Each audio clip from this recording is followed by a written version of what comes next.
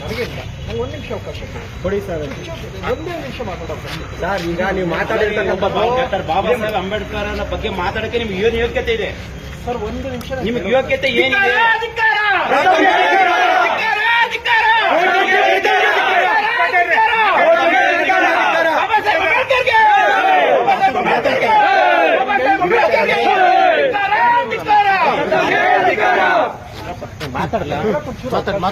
ದಯಮಾಡಿ ಒಂದು ಅವಕಾಶ ಕೇಳಿಸ್ಕೊಳ್ಳಿ. ಚುಚ್ಚೋಕ್ ಬಂದವರೇ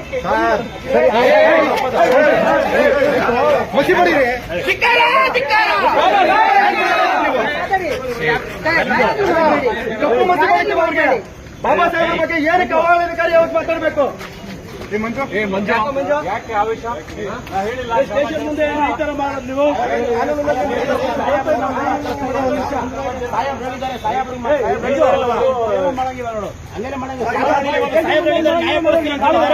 ಅವರು ಕ್ಷಮೆ ಕೇಳೋದು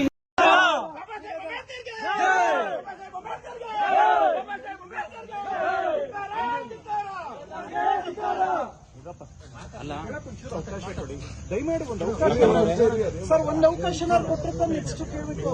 ಫುಲ್ ಕೇಳಿ, ಕೇಳಿಸ್ಕೊಡಿ. ಚುಚ್ಚೋಕ್ ಬಂದವರೇ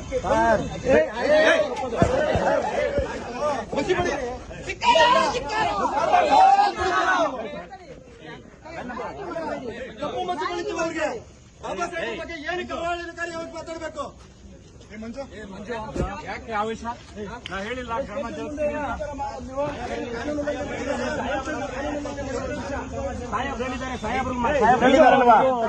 ನೋಡು ಹಂಗೆಲ್ಲ ಮಾಡಂಗಿಲ್ಲ.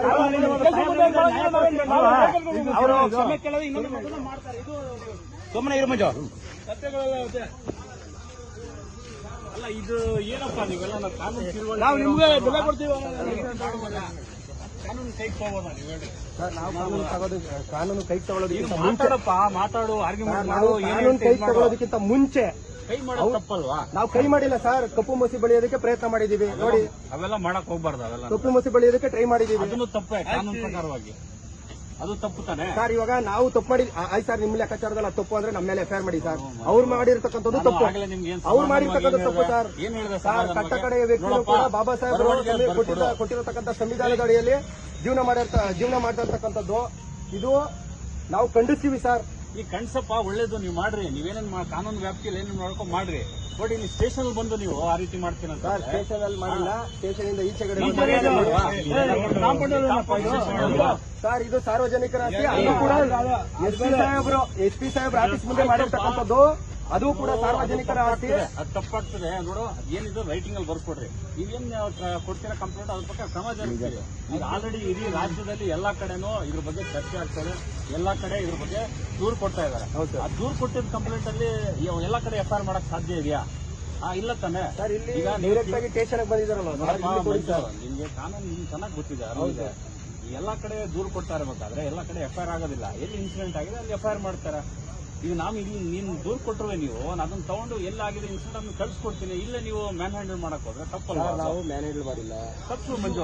ಮಾಡಕ್ ಹೋಗ್ಬಾರ್ದು. ಒಂದು ಸಂಘಟನೆಯಲ್ಲಿ ಇದ್ದೀರಾ. ನಾವು ಮ್ಯಾನ್ ಹ್ಯಾಂಡಲ್ ಮಾಡಿಲ್ಲ. ಇಲ್ಲಿ ಫೋಟೋಸ್ ಇದೆ, ವಿಡಿಯೋಸ್ ಇದೆ. ಇಲ್ಲಿ ಮ್ಯಾನ್ ಹ್ಯಾಂಡಲ್ ಯಾರು ಮಾಡಿಲ್ಲ. ನಾವು ಕಪ್ಪು ಮಸಿ ಬಳಿಯೋದಕ್ಕೆ ಸಂವಿಧಾನದ ಬಗ್ಗೆ ಹಗುರವಾಗಿ ಅದು ಸಾರಿ ಕೇಳಿಸೋದು ಬಿಡಿಸೋದು ಅವ್ರ ವಿವೇಚನೆಗೆ ಬಿಟ್ಟಿದ್ದು. ನಾನ್ ಫೋರ್ಸ್ ಮಾಡಕ್ಕಾಗಲ್ಲ. ನನ್ ಏನ್ ಡ್ಯೂಟಿಗೆ ನಾನ್ ಮಾಡ್ಬೇಕು.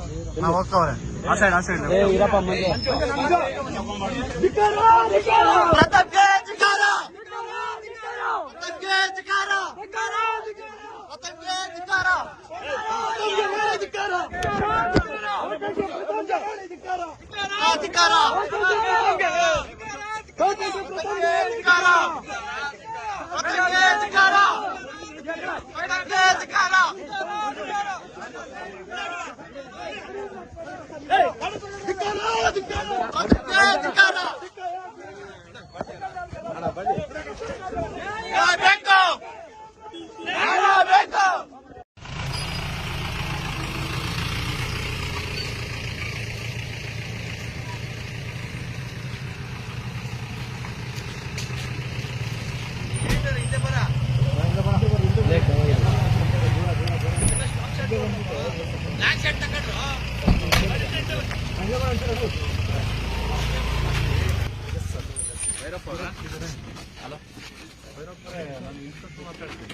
ಅರವಿಂದ್ ಅರವಿಂದ್ ಇದ್ರಣ್ಣ ಇಲ್ಲಿ ಇಲ್ಲಿ ಇಲ್ಲಿ ನೀವು ಹೇಳೋದನ್ನ ಅರ್ಥ ಮಾಡ್ಕೊಳ್ಳಿ, ಅವ್ರ ತನಿಖೆ ಮಾಡಿ. ಅವ್ರು ಹೇಳಿದ್ರು ಇವ್ರು ಹೇಳಿದ್ರು ರಿಯಾಕ್ಷನ್ಸ್ ದಯವಿಟ್ಟು ಬರಬೇಡಿ. ನಮಗೆ 3 ದಿನ ಸಾಕಾಗಿದೆ. ಸದ್ಯಕ್ಕೆ ದೇವರಾಣೆಗೆ ರಿಯಾಕ್ಷನ್ ಕೇಳ್ತಾ ಇಲ್ಲ.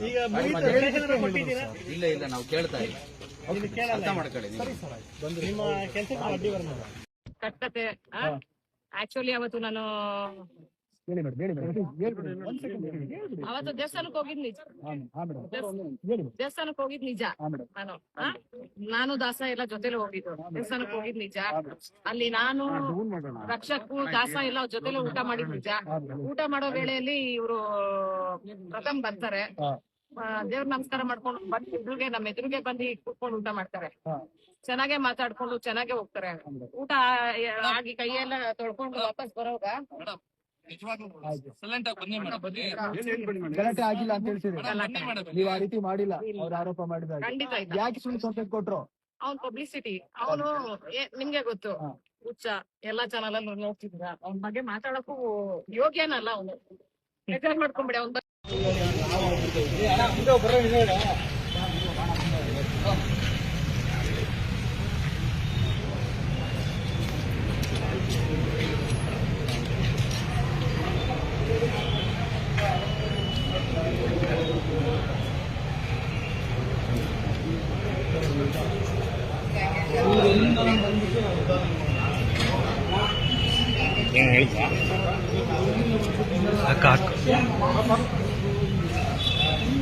ನಾವು